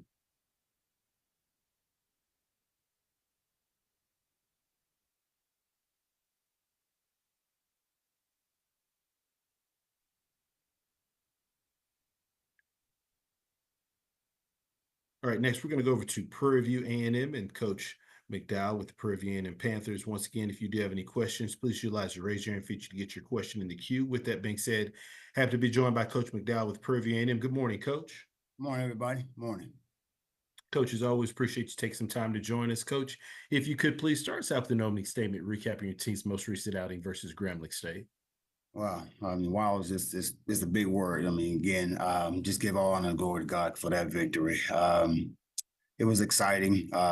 Never been a part of a 5-time overtime deal, man. It was again just exciting to be in an environment where you got two great universities going against each other, battling, scoring, stopping for 5 overtimes is unheard of. But again, just grateful to be a part of the winning side of it, man. Again, it was exciting to see the PV Nation fans show up the way they showed up. I'm so grateful to turn around and just see what we saw in that stadium. And it was electrifying. Again, if you missed that one, golly, sorry on you, but always great to come out with a victory against a great team like that, well-coached team, offensively, defensively, and it was good for us, So we just had to come out of halftime, going into halftime, I had to come to Jesus talk with the coaching staff and look, this is what I need to expect, why we're not playing this person, why we're not playing this guy. Yeah, I need you to play this guy. Then, then went downstairs and had a Jesus talk with the players as well. Like, hey, we've been here before. We got to figure out, stop shooting ourselves in the foot, and figure out again how to win this game in the second half, they called me in, after I threw a couple of Gatorades, on the floor that I normally don't do. But man, they said, Coach, we got you. They called it in and, they got together and man, we came out and it was a different second half. Appreciate those opening comments, Coach. First question goes to Perry Daniels. Coach, I thanked Coach Joseph earlier. I want to thank you. It was a very entertaining football game and probably the best game on at that time slot. So anyway, let's talk about the grit of your team, the way they were able to get off the mat and keep your SWAC Western Division title hopes alive with this victory. Yeah, and we talked about that again, not throughout the whole week, but again, I mentioned it to them again, not only to the coaches, like I said, and I'll come to Jesus talk, at halftime, and then when I went downstairs, told them, hey, look, guys, what's at stake right now. What are you going to do? Again, we're going to have coaches that put you guys in position to make plays this second half, and some players are going to get the opportunity to get out there and play that this second half that didn't get a chance to play the first half, and who's going to make some plays, and again, those guys put it on each other back, man, and that's what they do, and that's what we want to see, again, just to come out second half and just play together as a team. And again, we always talk about playing 4 quarters of football, but again, we have yet to do that. And that was a perfect opportunity as it turned out for these guys to come out in second half and do what they promised and promised what they said they was going to do, and again that just play a full half of football in order for us to secure that victory. And Aiden Jones, Coach, can you talk about his impact? Man, Aiden's getting better each and every week. This young man is going to be he's gonna be hard to keep. With this dude, I'm just being real, with this new NIL stuff going on, man, as crazy as it is. God, his upside is so big, man. And I just love the way he approaches the game. Again, always learning, and you see why he gets better and better each week, man. And that's what you want, again, not only to lead by, just get better on the field, but also lead by example throughout the week, through film study, and through practice as well. Great things ahead for Aiden. I promise you that. Thank you, Coach. And once again, great game. Thank you. Next question goes to Doc Holliday. Good morning, Coach. How you doing today? What up, Doc? Oh man, that was an exciting game to be in the house. For 2.5 quarters, it seemed like you couldn't get anything going. But then you make the change to Jaden Johnson because of the injury to Cam Peters, and he basically sparked the rally for y'all in the third or fourth quarter, then heading into overtime. Tell us about Jaden and what he brings to the team offensively. He did just that, and spark. I mean, it wasn't, again, let me correct, it wasn't an injury to Cam. Again, Cam wasn't getting it done at that particular time, so it was a situation, Coach Wade said it earlier, about him making decisions. He didn't make decisions early in the game, in certain games, but and now he had to make that decision. Again, I did the exact same thing. I probably should have did it in the Southern game, but again, that was a game that was in the past, and I said to myself, look, we got 3 quarterbacks that was battling whole summer with one another. Again, chose to go with Lucas and again get hurt. Cam was next, and Jaden was next. So again, like I told, that was one of the meetings we had, at halftime. I'm like, coaches, we got another quarterback, that can get this thing done. Let's put him in position to make plays. Let's put these other players in position to make plays, because this is what you do. This is what I brought you here to do.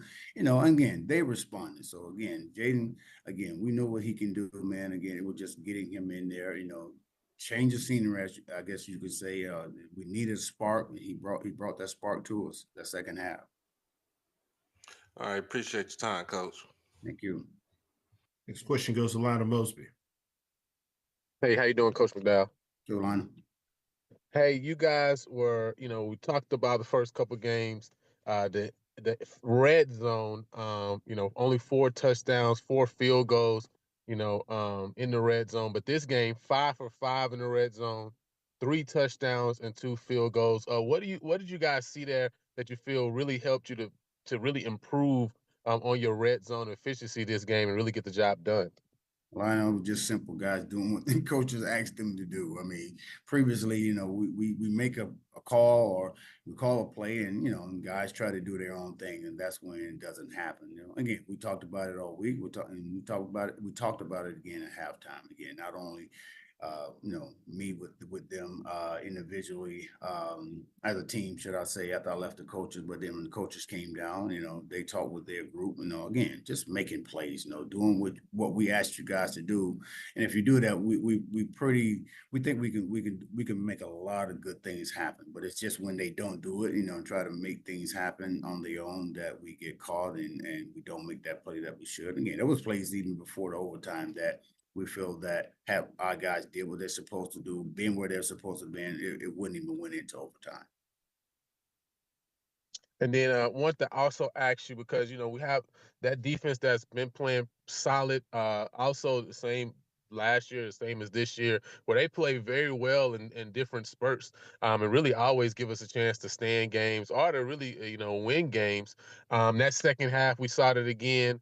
What was it? I mean, how can you, see that pressure that really was on Miles Crawley all throughout this game from the front 4 to front 7? How do you guys, bottle that up and take that throughout the rest of the year and continue to put that pressure on quarterbacks like we saw in this game against Graham? Yeah, we just got to stay the course. Coach Rod called up some great blitzes. He called up the defense that, he thought would, stop us Grambling. And again, it's about our guys going out and executing. If and when they decide they want to execute the call, we're pretty goddamn good. It's just comes down to a lot of times, guys want to make plays, and they step out of their comfort zone and try to do something totally different. And again, it's us as coaches to make sure that, and that's why I challenge them guys at halftime. Let's put these guys, that players that we know can get out there and play, put them in position to make plays, and just let them go play and make plays and have fun with it. That's what they did that whole second half. Again, that's what we got to continue to do, going forward. And again, they do it, we're pretty good. When they don't do it, we're not as good. Thanks so much, Coach. Last question goes to Kendrick. We'll try to get two more questions quickly. First one to Kendrick Marshall. Yeah, Coach. Going back to the QB situation. Will Jaden be the starter moving forward? Well, I don't know about moving forward, but starting this week, absolutely. Yeah, we're gonna stay with that momentum right now, because I'm not a big advocate of switching quarterbacks in and out. So again, but right now, he will be the starter as of right now. Again, unless something just happens to where we have to make a decision again, and we'll do that. But when that time comes, we'll make that decision. I appreciate it, Coach. Last question goes to Ty Miller. Hey, Coach. Good morning. How are you doing? Hey, T. What's going on? I'm good, Coach. What can you tell us about the Cardinals of Incarnate Word and the matchup with them coming up this weekend? Again, yeah, they're big boys, man. They're gonna get into a little spread. They're gonna run that zone. They're gonna run a counter with the big boys, 13, 12, 23 personnel, man. It's gonna be big boy, football coming downhill. They got two good quarterbacks that can run. One more of a runner than a thrower. So again, just us going there, and again, just regrouping this week, and getting healthy, and again, just going out, forgetting about get rambling game, and get ready for Incarnate Word, and play some good football again. I really believe we'll be ready to go again for these guys as well, and we just got to make sure that we can play again just 4 quarters of football, both sides, and also special teams as well.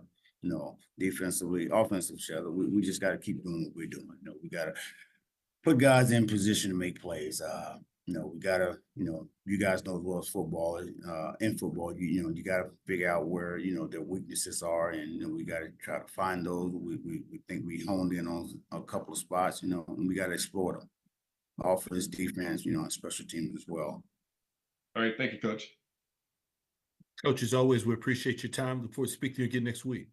Thank you, guys. Thank you. All right, next we're going to go to Southern University and Coach Graves. Once again, if you have questions, please utilize the raise your hand feature to get your question in the queue. And please ensure that your line is muted unless you are actively asking our coaches a question. With that being said, happy to be joined by Coach Graves with Southern University. Good morning, Coach. Good morning, Andrew. How are you? You're doing great, Coach. Appreciate you. Coach, obviously this past week, a bye week for your program. If you can just kind of start us out, just kind of assessing your program this past week. Well, we had of course, we had a bye week. What we did last week was we did a self-scout first 2 days. In the words of a former colleague of mine, Coach Broderick Fobbs, we had to scratch where it itched. And so we did a self-scout on us to see the things that we did well, what did we do well, what things that we don't do well, and we looked at our personnel as well. And so we did that on Monday and Tuesday. We just basically went out and we worked on the things that we needed to do to clean up, and we also addressed the penalties. That was a big concern of mine. The Jackson State week, I think we had 5 penalties, but then again last week, when we played Prairie View, we had I think it was 10 or 11 penalties, and that's just totally unacceptable. You can deal with guys playing hard and making penalties from playing hard and effort and stuff like that, but it's the 15-yard penalties, the unsportsmanlike conducts, the personal fouls. Those things are unacceptable, and even the mental deal, the false starts and the offsides. So we got their attention, and we really put some emphasis on that, and we took care of things internally in-house in terms of the selfishness of getting those penalties, and we held guys accountable, and we held the team accountable. And so I think they understand now that we can't, in order for us to accomplish what we want to accomplish, we have to make sure that we don't be undisciplined and do those things to shoot ourselves in the foot. Appreciate those opening comments, Coach. First question goes to Jim Kleinpeter. Yeah, Coach, I was wondering how much Xavier T said got to practice last week and kind of the status of the quarterback situation moving forward. Well, he moved around last week. He's progressing daily. He's still now he's out of his boot. He has a soft cast on now, and he's throwing and moving around. It was good to see him on last week, towards the end of last week, out there and trying to step and throw the ball around. So he's a fighter. He's a warrior. So not rushing anything. Just going to allow the medical team and the doctors to do what they do and just bring him along. We're not going to put him in jeopardy and rush him back. And then that gave Noah and Jalen Woods and Angelo gave them a great opportunity to get some work. But what we were doing offensively and working on the system. So it's good to see him move around. He's like I say, it's a day-to-day deal based on how he progresses, and we'll go from there. And then on the offensive line, it looked like they had a much better second half against Prairie View. Is that what you saw in the film? And what are you going to do with them moving forward? Oh, no question about it. The guys played really well in the second half of the game. Again, I think when you got one, possibly two guys that return on the offensive line, yeah, we got some older guys.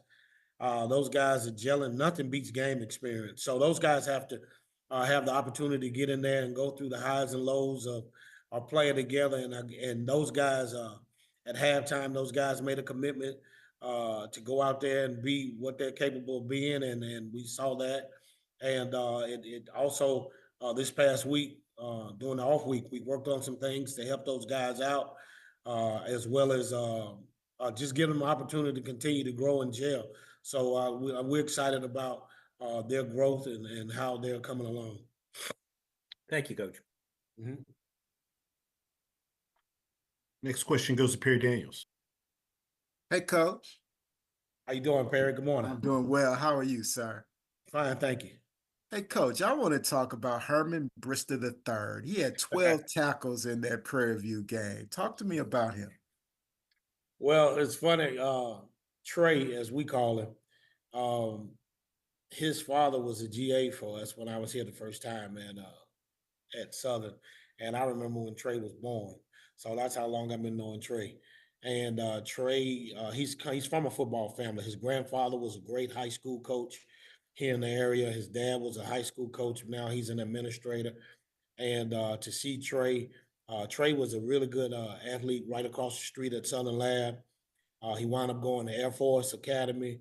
And we got a call that he got in the transfer portal. He got a call that he wanted to come home. So it was a no-brainer to bring him back here.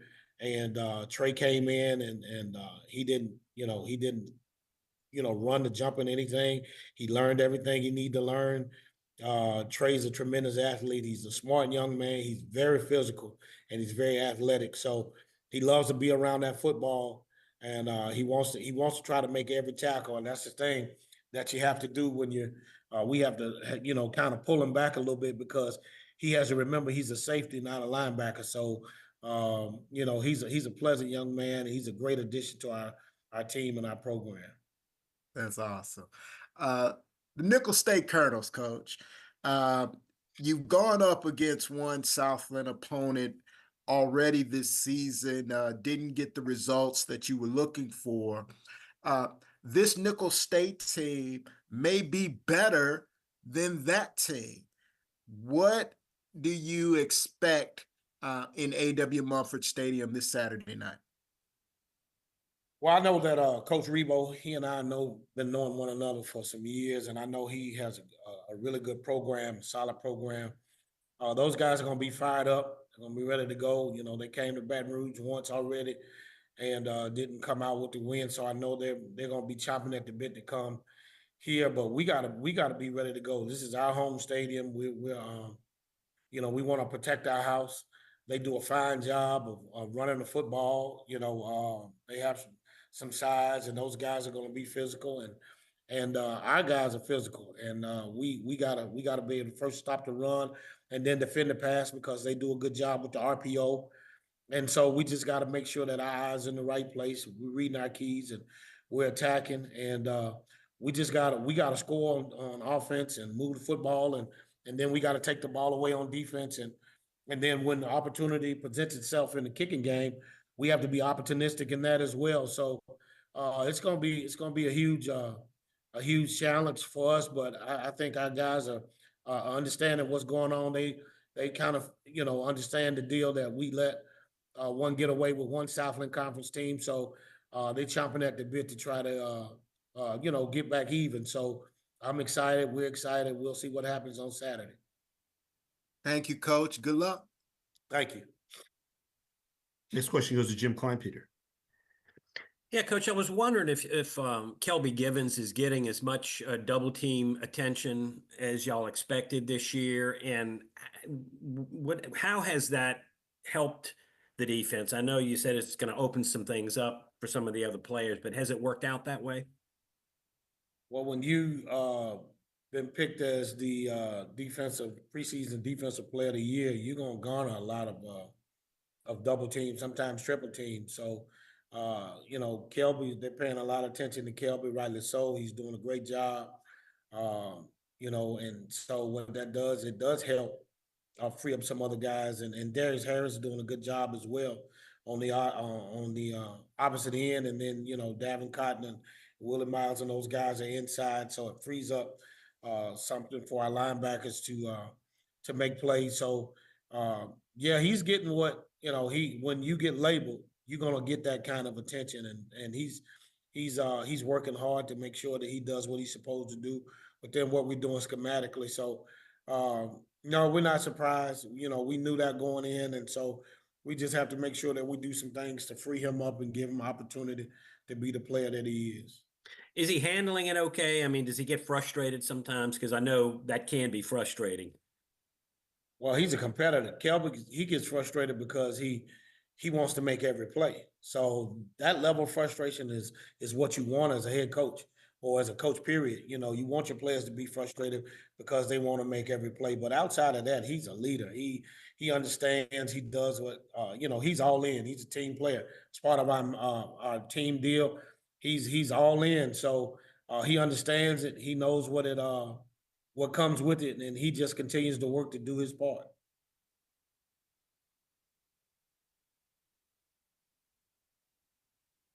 Coach, as always, we appreciate your time. Look forward to speaking to you again next week. All right. Thank you. Sure, thank you. All right. Next, we go over to Texas Southern and Coach Chris Dishman. We'll be back momentarily. Thank you for your patience.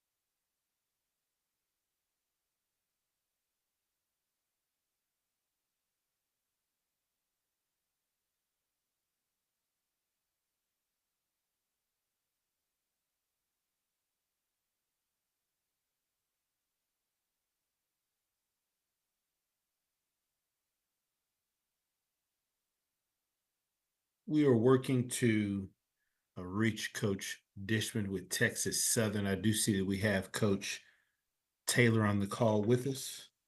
So we may make an adjustment, but we will confirm that we'll be back here momentarily.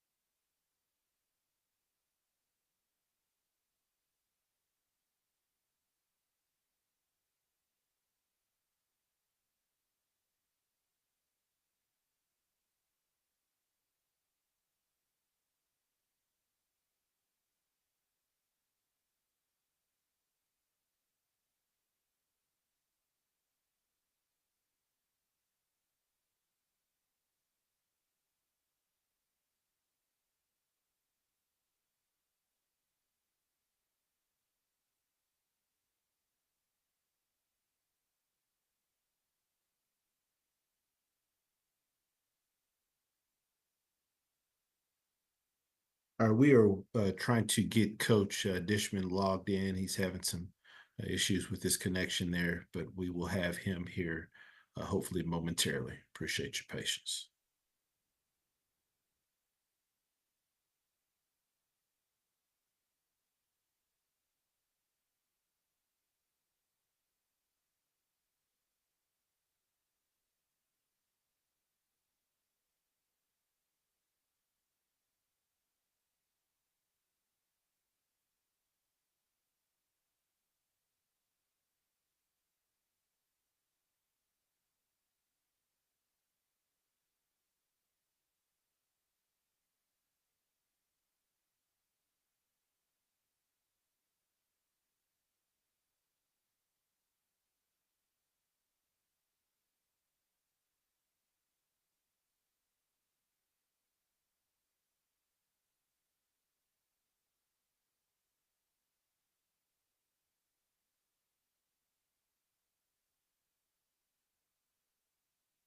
All right, we're having some issues with our connection with Coach Dishman. With that being said, I do see that we have Coach T.C. Taylor with Jackson State with us, and they have agreed that they can move their time slot up.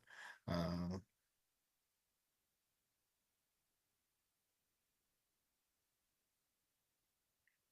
right, do you see that we have Coach with us? Morning, Coach. Good morning. How we doing? Doing great, doing great. Coach, as always, we appreciate your time. Take some time to join us. If you could start us out with an opening statement, recapping your team's most recent outing at Texas Southern. Good weekend. Good to go get that first road win for our program. I thought our team came out and played well in all three phases of the game. You know, we had some explosive plays offensively, defensively. They got after the quarterback well, had a turnover over there, 4 or 5 sacks on the defensive side, and was able to generate quite a few explosive plays offensively. So anytime you can go on the road, going into Houston and get a win against a solid Texas Southern football team, it's good for our program. We really get putting that one behind us. Looking forward to this weekend for the Gulf Coast Classic against Alabama A&M. Appreciate those opening comments, Coach. First question goes to Kendrick Marshall. Yeah, Coach. Jacoby and Morgan had nearly 300 total yards of offense, including 4 touchdowns. Did he do enough in your mind to solidify himself as the starter moving forward, or will you still reevaluate the position?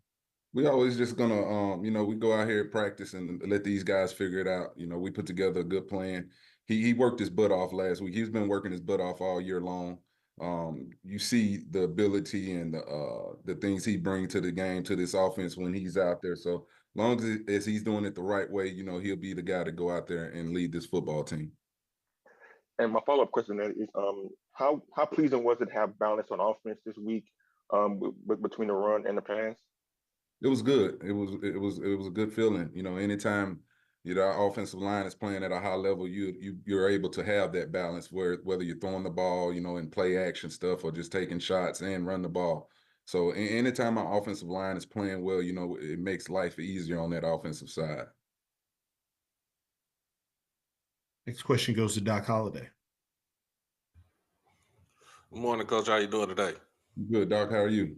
Doing good. Team ran for 256 yards, average 6.2 yards per carry, and also had the time of possession won in this game. What are some things you want to tell people about the offensive line going forward? That's something we hang our hat on, being able to run the football. Coach Manny has done a great job with those guys. We got a lot of depth over there. We had a couple guys get banged up in that game, and those young guys stepped in and didn't skip a beat. But anytime you can run the football, you can open things up, as far as taking shots over the top. And, we're going to continue to do that. The running backs ran well, Herb Mulligan, Dez Moultrie, all those guys played well, Travis Terrell, so that's something we talked about going into this season, being able to hand the ball off. And you hit it, the nail on the head. It helps with the time of possession. You can really control the ball, control the football game when you're able to do those things. And that leads us to my second question. Travis Terrell, man, tell us how special he is, with over 150 yards of total yardage in the game. Well, you just try to find ways to get it into his hands. You think as a true freshman, you be concerned about his workload and how much you try to put on him as far as the knowledge of the game and stuff. But he's a very intelligent kid. He was a highly recruited kid coming out of high school. We've seen it day one when he stepped on campus here in our program, how mature he was. On the practice field, he's explosive. You saw that this weekend. He's made a lot of big plays all year long. So, his best football is still ahead of him. He's still learning a lot. But you talk about a truly explosive football player that can do it in a lot of positions. Had the great kickoff return. He almost returned the one before that, so the explosive guy that brings a lot to the table. And I'm really blessed to have him on this football team. Appreciate the time, Coach. No problem. Thank you. Next question goes to Perry Daniels. Hey, Coach, how you doing today? I'm good. How are you? I'm well, sir. Let's talk about what you've seen on film regarding the Alabama A&M Bulldogs.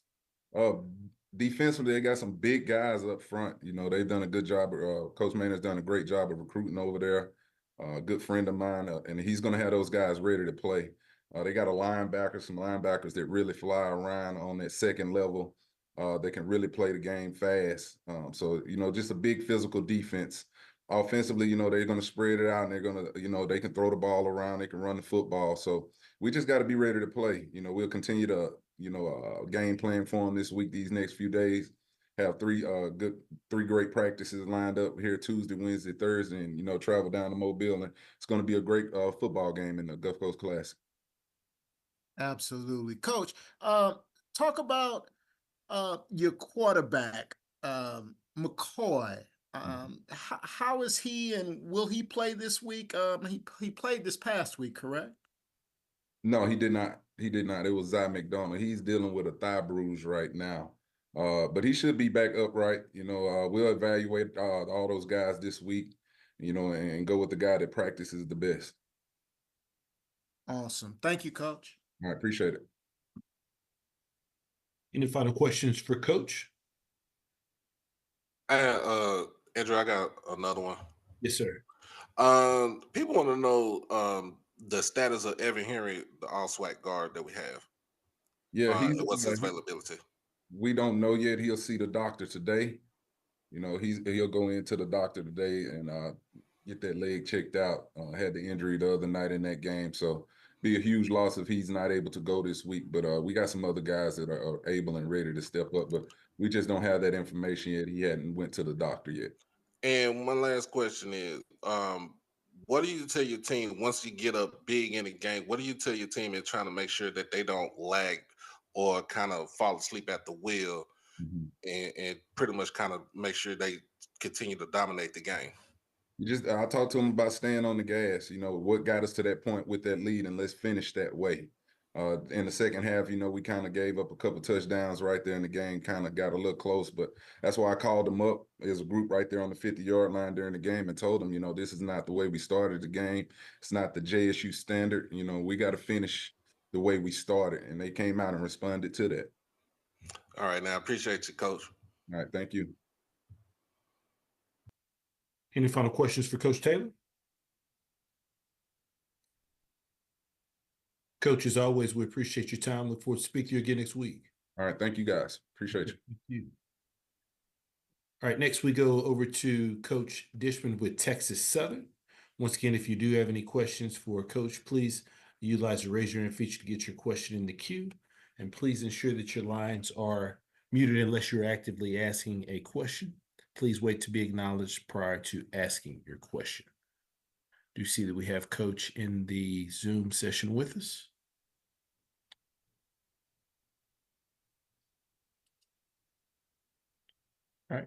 Good morning, Coach. Good morning, everybody. How you doing? Great, Coach. Appreciate you asking.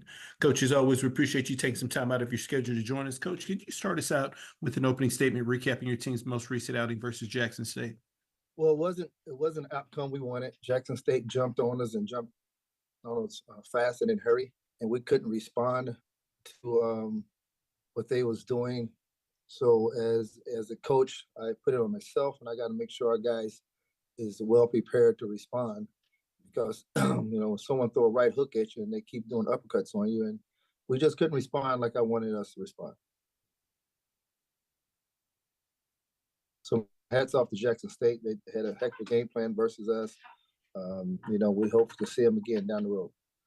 Appreciate those opening comments, Coach. We'll now open for questions for Coach Dishman. Once again, if you do have any questions, please utilize the raise your hand feature to get your question in the queue. First question goes to Perry Daniels. Hey, Coach, this Jackson State team is extremely physical up front on both sides of the ball. Talk about that aspect of the team and how that affected your game plan. Well, they got a good front on both sides. Offense and defense line is very good. It always starts up front. I tell our guys the same thing. It starts up front with O-line, D-line. If you can move the ball, run the ball, stop the run, you're more likely you're going to win the game. And they was able to run and pass. We did not make them one-dimensional. They was able to run and pass on us. They had, in all three phases, they really beat us in all three phases. Also in our special team units, we had some mishaps in our special team units. Some guys running out their lanes, so therefore they got long returns, low snap, fumble snaps, and that's how they was able to block a punt. Thank you, Coach. Currently taking questions for Coach Dishman with Texas Southern. Once again, if you have a question, please utilize raise your hand feature to get your question in the queue. Floor is now open for questions.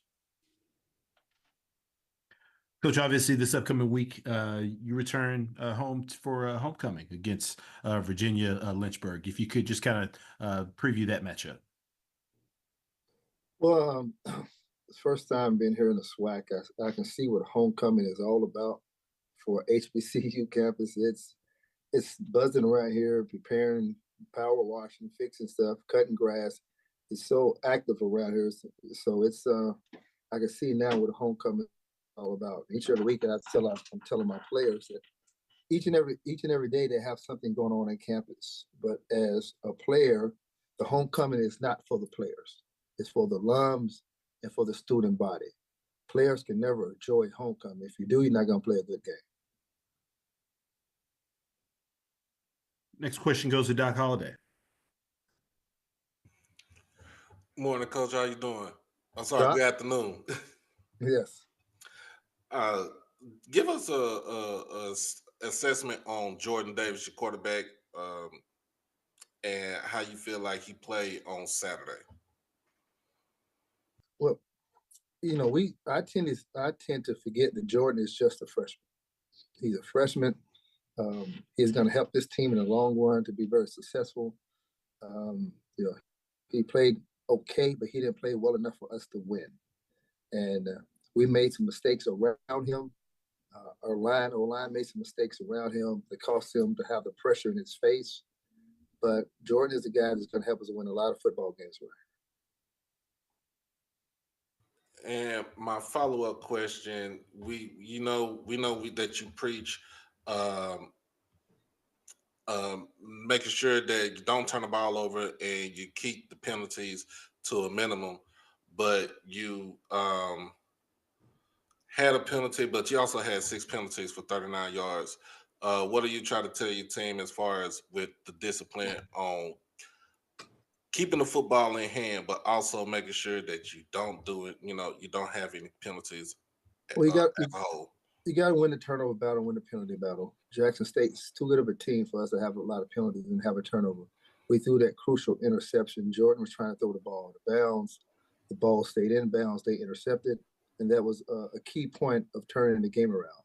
So we have to be able to throw the ball out of bounds or go ahead and take the sack. So he's learning from his mistake. But we all make mistakes in life, and we just have to keep learning from them. Appreciate your time, Coach. Any final questions for Coach? Coach, as always, we appreciate your time. Look forward to speaking to you again next week. All right, thank you guys. Have a great one. Thank you. All right, this concludes our SWAC Football Head Coaches Media Session for Monday, September 30th. Just a reminder, each SWAC Football Head Coaches Media Session is archived at the SWAC Digital Network. Thank you for your participation. Have a great day.